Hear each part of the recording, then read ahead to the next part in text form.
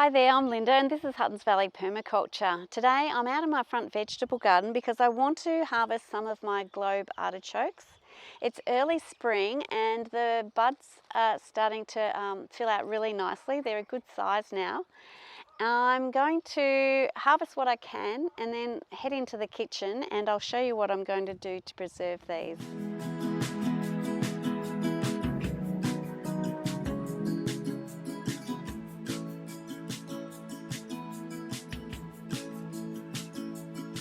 Globe artichokes are a perennial plant and they can grow for 3 to 7 years. Each year they produce these beautiful buds that we can harvest and enjoy with little effort. I'm preserving today, but you can enjoy globe artichokes fresh, either raw, roasted, steamed or fried. Perennial plants are beneficial to our soil life as we don't have to disturb the soil each year, as with a lot of annuals.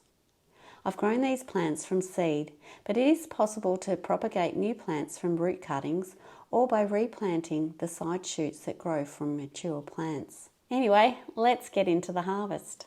This one's a really nice size here. Different recipes I have use different size artichokes, so that's going to be perfect for one of my recipes. This one here is still fairly small. This one here also is a little bit too small, but the one next to it, it's just perfect. I usually try and take quite a bit of stem. Later on you can pare that down and you can eat some of that stem as well.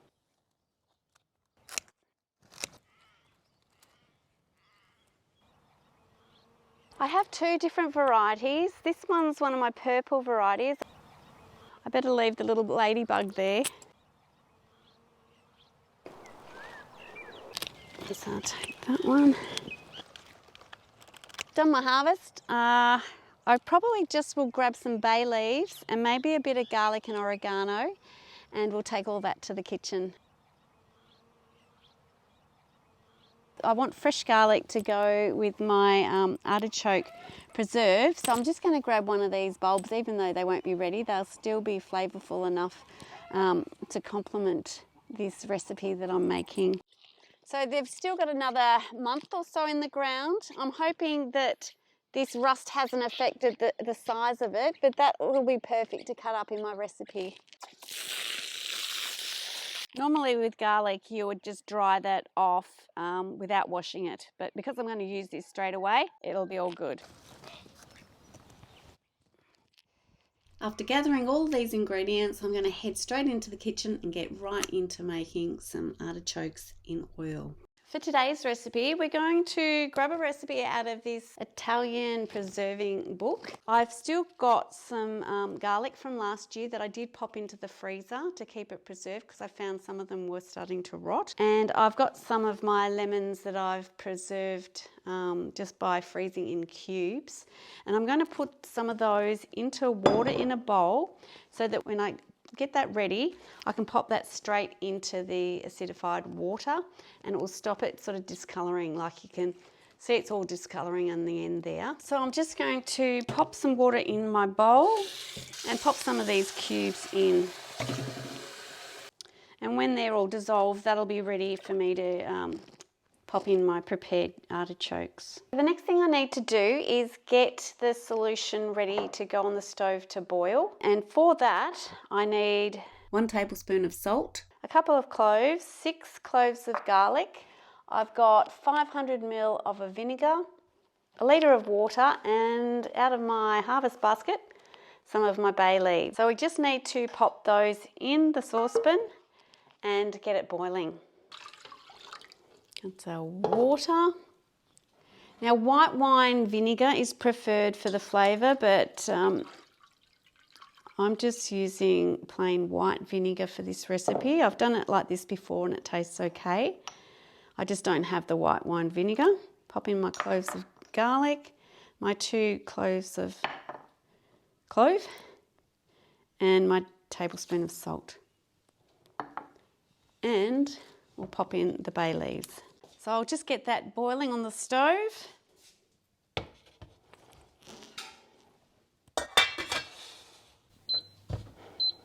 And now we can prepare our artichokes.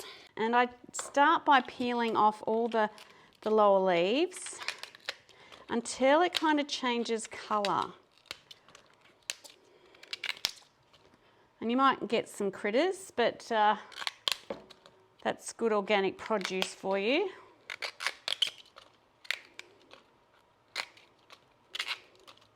So you can see it's starting to change colour. It's a different shade of green.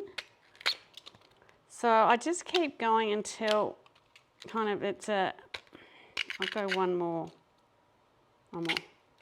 So I'm happy with that. I might just peel this down.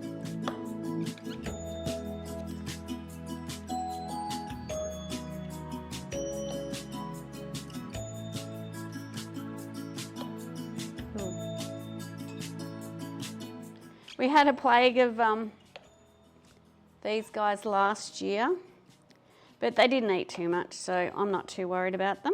I'll cut that down a bit further, and then I'm just going to cut it about there. You can see in the middle there, that's the choke, and that's the bit that will stick in your throat if you eat it. So you need to get a spoon or something, and I just dig that out.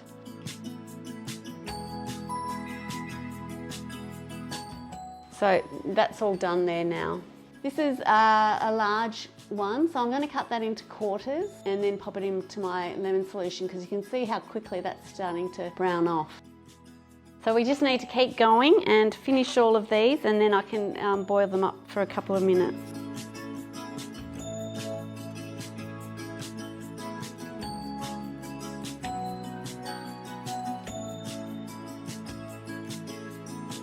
So I'll just get the middle out again.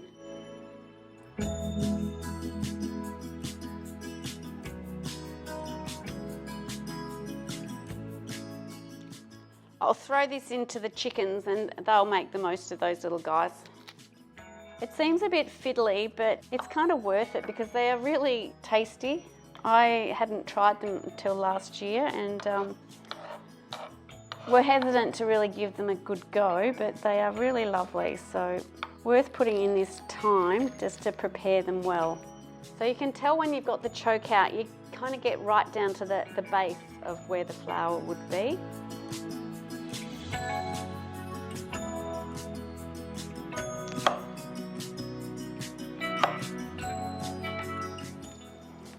So you just need to get right down to the bottom and drag all of that out.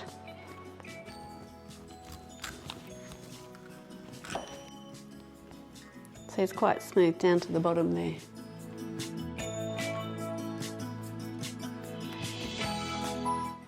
I'm just going to cut this one open and we'll have a look at the choke. And if you can have a look there, this is all what I've been trying to dig out, because that will stick in your throat. So you've just got to dig that out. All of this is what you eat, the pale colour, but this is what you need to remove. And there we go. I always wonder how someone discovered that these flowers were edible. The first person to give it a try, what were they thinking? Or were they desperate to eat? I don't know the history of globe artichokes, but it'd be interesting to hear.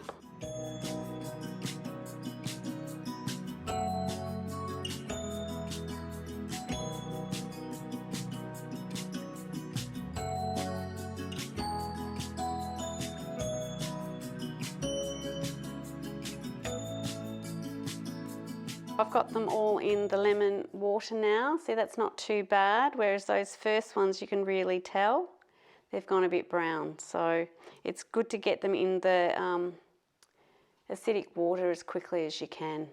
I've got the solution with my salt and bay leaves and cloves and garlic in here.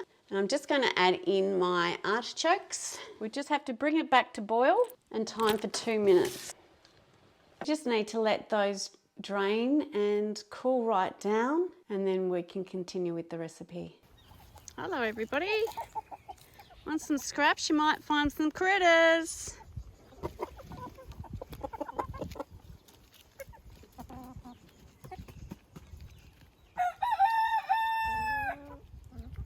It's later in the day and my artichokes have cooled right down, so I'm ready to finish off the recipe. So all I've got to do now is put the artichokes into the jars. I'm going to add some flavouring, which is the garlic that I harvested this morning, along with some oregano into each of these jars. And then you just need to fill it all up with a bit of good quality olive oil. So I'll just prepare my extra ingredients and we'll finish off this recipe. Oh, this fresh garlic smells amazing. So I'm just going to stack these in. Now when you're stacking them, make sure there's space at the top. You've got to fill it completely with oil so all the artichokes are covered up. So the preserving method is with the olive oil, so it's got to stay under the oil. Well, I've got those 3 jars full, so now all I need to do is add in the olive oil.